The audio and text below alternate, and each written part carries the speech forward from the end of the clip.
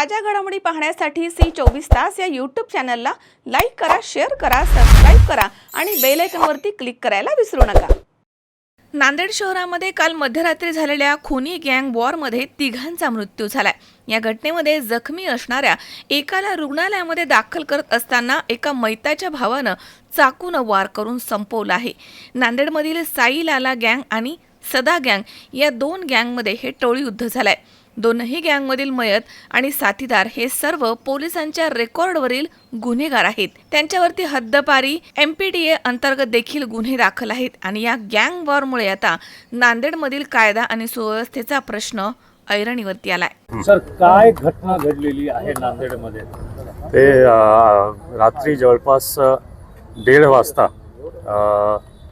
एक जे दोन रायव्हल ग्रुप दिसतो, ज्यामध्ये की एक अनिल पंजाबी, साई लाला यांचे काही असोसिएट्स ग्रुप्स आणि दुसरी बाजू अरिजित चौहान असा त्यांचे जे 2-3 मंडळी होता तिथे, तो असा दोन रायव्हल ग्रुप दिसतो, ज्यामध्ये की रात्री मारामारी झाली ई स्क्वायर मॉल जवळ आणि त्यामध्ये स्पॉटवर सिरियसली इंजर्ड जे झाला दोन्ही रायव्हल ग्रुपचा एक इंजर्ड झाला सिरियसली, अरिजित चौहान आणि तसेच दुसरा अरबाज एके जे अरबाज एके साई लाला आणि अनिल पंजाबी ग्रुपचा मेंबर आहे, असोसिएट आहे, त्यांच्यासोबत असतो असा दिसतो। तो एकंदरीत असा दिसतो की दोन ग्रुप जे क्रिमिनल मोठी हिस्ट्री आहे दोन्ही ग्रुपच्या, जे टोळी म्हणतो त्यामध्ये अनिल पंजाबी सध्या MPDA मध्ये जेलमध्ये आहे। साई लाला सुद्धा जवळपास 1.5 महिन्यापूर्वी MPDA मधून बाहेर आला होता। त्यांचे जे असोसिएट आहे त्यांच्यावर सुद्धा मोठी क्राईमची हिस्ट्री आहे आणि MPDA 55-56 सारखा कारवाई प्रपोज्ड आहे किंवा झालेली आहे। दुसरा बाजू जे आहे, दुसरा ग्रुप अरिजित चौहानवर सुद्धा 9 गुन्हे दाखल होता, पास्ट गुन्हे। त्यांच्यासोबत जे एक आरोपी जे आम्ही अरेस्ट पण केलेला आहे, इंजर्ड आहे, त्यांच्यावर सुद्धा MPDA ची कारवाई झाली होती, 2025 मध्ये बाहेर आला होता।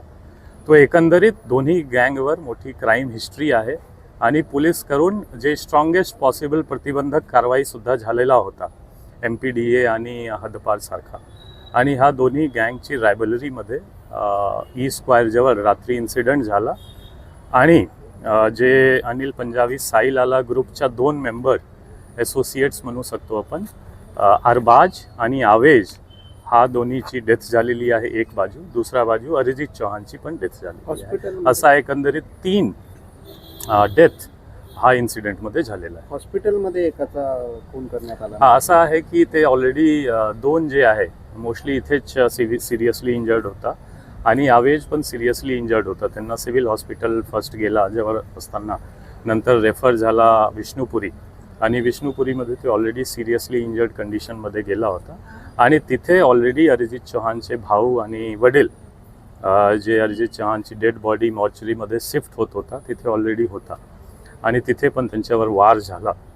तो सिरियसली इंजर्ड ऑलरेडी होता, वार पण झाला आणि सेफ्टी त्यांची पण ट्रीटमेंट दौरान डेथ झाली।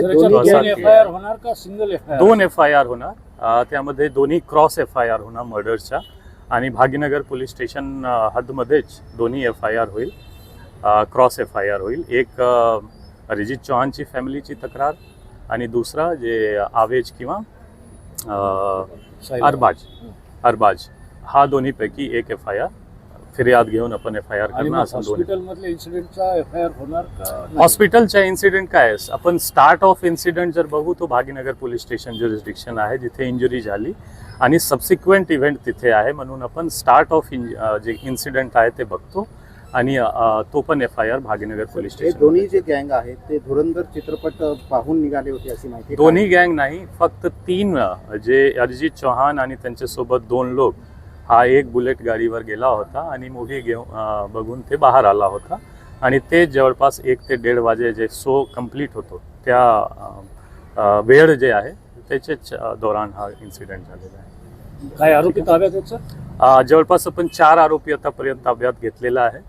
टीम्स बाकी जे लोक आहेत त्यांचे मागे आहे आणि मोठ्या पैमानेवर आपण ह्यामध्ये धरपकड आणि अरेस्ट करणार। मझहर शेख, सी24 तास, नांदेड।